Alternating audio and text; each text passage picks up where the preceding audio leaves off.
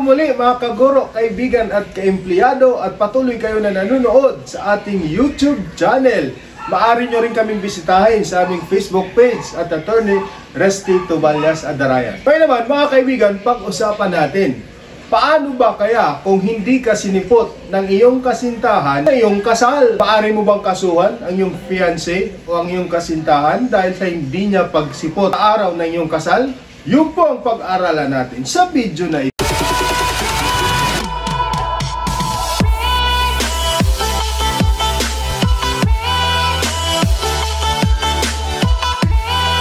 Mga kaibigan, ang hindi pagsipot ng iyong kasintahan or fiancé o hindi natuloy ang inyong kasal ay hindi po siya actionable.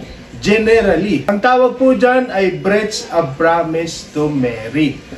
However, breach of promise to marry may be actionable for being contrary to morals, good customs, public policy, and against public order. Ito po yung mga sitwasyon kung kailan po natin maaring kasuhan ang ating kasintahan o fiancé dahil hindi natuloy ang inyong kasal o hindi siya sumipot sa araw ng inyong kasal. Una, number one, when there is immoral seduction or when a woman is seduced through trickery or ingenious scheme.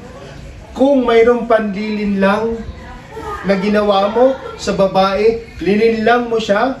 Halimbawa, lininlang mo siya at sinabihan mo na bibisitahin mo siya sa kanyang bahay at tuturuan mo siya kung paano magdasal ng rosaryo. So doon, malinaw po na mayroon pong panlilinlang, inakit mo ang babae at linoko mo siya para magkaroon kayo ng sexual intercourse, pinangakuan mo na kayo ay ikakasal. So sa sitwasyon na yon, maaari kang kasuhan ng babae for damages. Pangalawang sitwasyon, when the wedding was cancelled after formally setting the date of the wedding, after all the preparations, gowns, invitations, and after spending a substantial amount.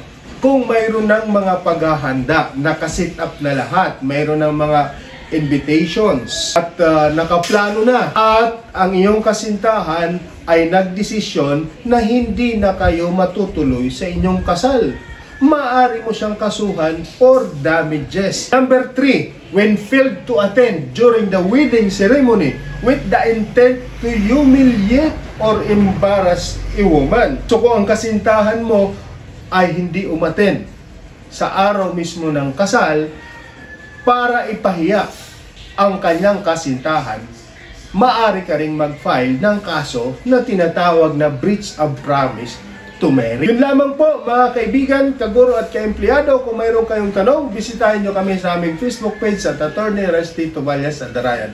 Magandang araw!